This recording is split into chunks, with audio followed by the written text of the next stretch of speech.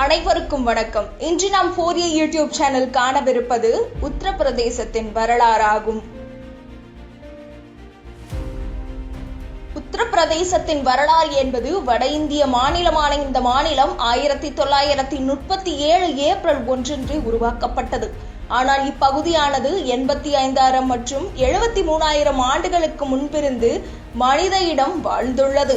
தொல்லியல் கண்டுபிடிப்புகளானது உத்தரப்பிரதேசத்தில் கற்கால ஓமோசேப்பியன் வேட்டைக்காரர்கள் வாழ்ந்ததை காட்டுகின்றன. இவர்கள் ஏறக்குறைய 85 மற்றும் 73,000 ஆண்டுகளுக்கு இடைப்பட்ட காலத்தில் இவர்கள் வாழ்ந்துள்ளனர். மேலும் இடைக்கற்காலம் அல்லது குறுநிலக்கால வேட்டைக்காரர்கள் குடியேற்றமானது கிமு 10,550 முதல் 9,550 காலகட்டத்தில் பிரதாப்கர் அருகே இருந்துள்ளது. செம்பரி, வெள்ளாடுகள் போன்ற கால்நடை வளர்ப்பு மற்றும் விவசாயத்துடன் கூடிய கிராமங்கள் குறித்து ஆதாரங்கள் கிமு 6,000 ஆண்டு அளவில் இருந்து தொடங்கி கிமு 4,000 மற்றும் கிமு 1500 சிந்து சமவெளி நாகரிகம் மற்றும் சிந்துவெளி நாகரிகத்தில் தொடங்கி வேத காலம் வரை இரும்பு காலம் விரிவடைகிறது. காட்டில் வசித்து வரும் ராமன், அவரது மனைவி சீதை மற்றும் தம்பி லக்ஷ்மணன் உத்தரப்பிரதேசத்தின் பிஸ்ராக் ராவணனின் பிறப்பிடமாக கூறப்படுகிறது. மகாஜனபதா காலத்திய கோசல நாடு தற்கால உத்தரப்பிரதேசின் எல்லைக்குள் அமைந்துள்ளது. இந்து புராணத்தின்படி ராமாயண இதிகாசத்தின் தெய்வீக அரசனான ராமன் கோசலையின் தலைநகரான அயோத்தியில் இருந்து ஆட்சி செய்தான். மற்றொரு இதிகாசமான மகாபாரத கதையின் ஒரு முக்கிய பாத்திரமும் இந்த புராணத்தின் மற்றொரு தெய்வீக மன்னனும் இந்த கடவுளான விஷ்ணுவின் 8வது அவதாரம் என மதிக்கப்படும் கிருஷ்ணன் உத்தரப்பிரதேசத்தில் மதுரா நகரில் பிறந்தார் என்று கூறப்படுகிறது. மகாபாரத இதிகாச கதையின் பாண்டவர்களுக்கும் கௌரவர்களுக்கும் இடையில் நடந்த குருச்சேத்திர போரானது கோவாவுக்கும் தில்லிக்கும் இடையில் நடந்தது என்று நம்பப்படுகிறது. பெரும்பாலான தென்னிந்திய படையெடுப்பாளர்கள் இன்றைய உத்தரப்பிரதேசத்தின் கங்கை சமவெளிகளை கடந்து சென்றுள்ளனர். இந்த பிராந்தியத்தின் கட்டுப்பாட்டை இந்தியாவின் பிரதான பேரரசுகளான மௌரியர், குசானர், குப்தர், குஜ்ரா பிரதிகாரர்கள் போன்ற பேரரசுகள் கொண்டிருந்தன. சோழர்களின் படையெடுப்பை அடுத்து குப்த பேரரசு வீழ்ச்சியுற்றது. கங்கை, யமுனை, டோப், கன்னௌசியின் எழுச்சியை கண்டது. ஹர்ஷவர்தனின் ஆட்சியின் போது கன்னௌசி பேரரசு அதன் உச்ச நிலையை அடைந்தது. இது வடக்கில் பஞ்சாப், மேற்கில் குஜராத், கிழக்கில் வங்காளம், தெற்கில் ஒடிஷா வரை பரவி இருந்தது. இது நர்மதை ஆற்றின் வடக்கே முழு சிந்து கங்கை சமவெளியை உள்ளடக்கி முழுமையாக நடு இந்திய பகுதிகளை உள்ளடக்கியதாக இருந்தது. இந்தியாவின் பல்வேறு பகுதிகளில் உள்ள பல சமூகங்கள் கானோசியில் இருந்து குடியேறியவர்களிடமிருந்து வந்தவை. ஹர்ஷவர்தனின் மரணத்திற்கு பிறகு விரைவிலேயே அவருடைய பேரரசு பல பகுதிகளாக சிதைந்து போனது.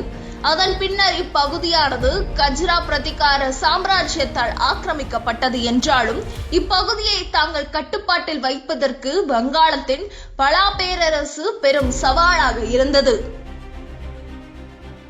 தென்னிந்தியாவின் ராஷ்டிரகூட பேரரசானது கிபி 8ஆம் நூற்றாண்டு முதல் 10ஆம் நூற்றாண்டு வரையான காலகட்டத்தில் கானோசி மீது பல முறை படையெடுத்தது.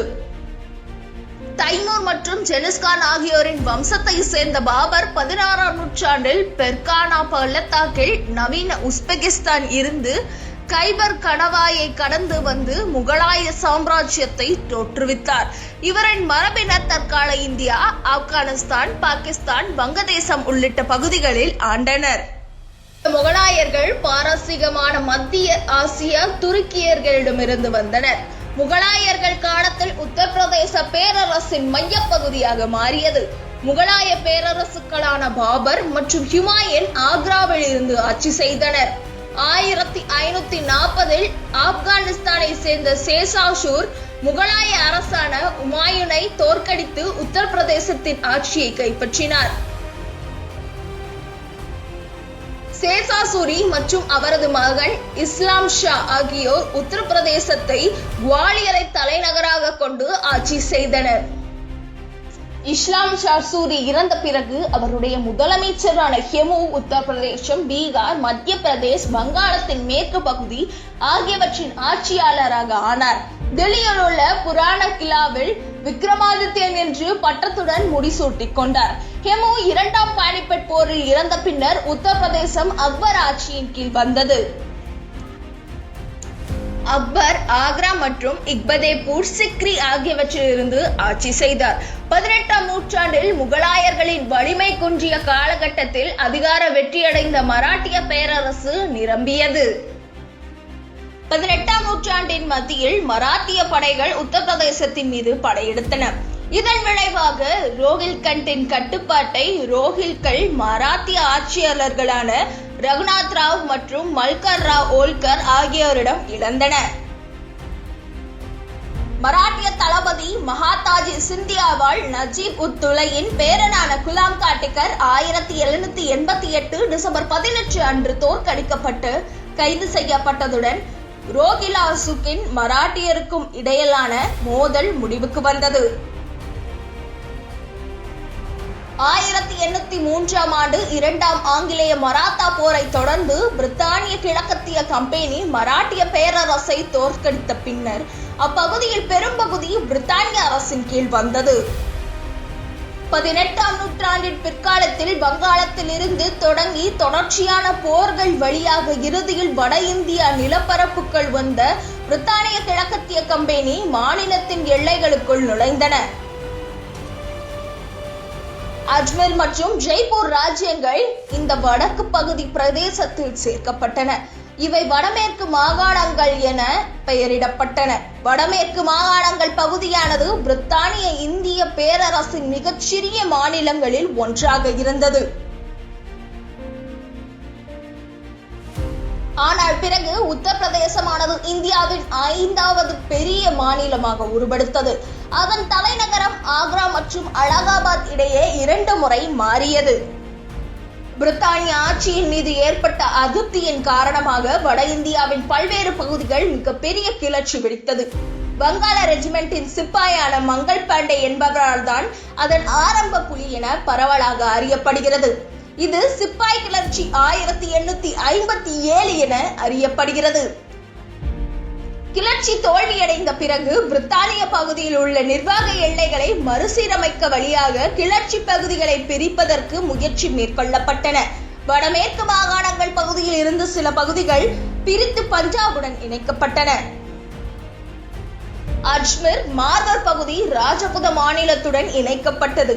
ஒலக் மாநிலமாகவும் இணைக்கப்பட்டது. புதிய மாநிலமாக ஆக்ரா மற்றும் ஒலக் என்ற வடமேற்கு மாகாணங்கள் என்றும் அழைக்கப்பட்டது. இப்பெயர் 1902ஆம் ஆண்டில் ஐக்கிய ஆக்ரா மற்றும் அயோத்தி மாகாணமாக என்றும் மாற்றப்பட்டது. இது பொதுவாக ஐக்கிய மாகாணங்கள் அல்லது அதன் சுருக்கமான யூபி என்றும் கூறப்பட்டது. 1920இல் மாகாணத்தின் தலைநகரானது அலகாபாத்திலிருந்து லக்னோவிற்கு மாற்றப்பட்டது. உயர் நீதிமன்றம் அலகாபாத்திலேயே தொடர்கிறது. ஆனால் லக்னோவில் ஒரு பெஞ்ச் நிறுவப்பட்டது. அலகாபாத் தற்போது உத்தரப்பிரதேசத்தின் முதன்மையான நிர்வாக மையமாக விளங்குகிறது. இங்கு பல நிர்வாக தலைமை மையங்கள் உள்ளன.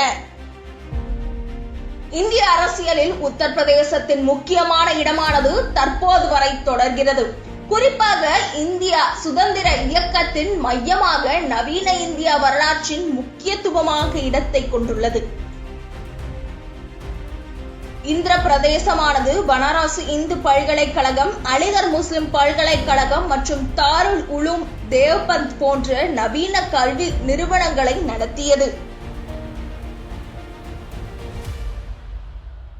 தேசிய அளவில் அறியப்பட்ட முக்கிய புள்ளிகளான சந்திரசேகர் ஆசாத், மோதிலால் நேரு, ஜவஹர்லால் நேரு, மதன் மோகன் மலாவியா, கோவிந்த் வல்லப் பந்த் ஆகிய தலைவர்கள் உத்தரப்பிரதேசத்தில் இருந்து வந்த இந்திய தேசிய காங்கிரசின் முக்கிய தேசிய தலைவர்கள் ஆவர்.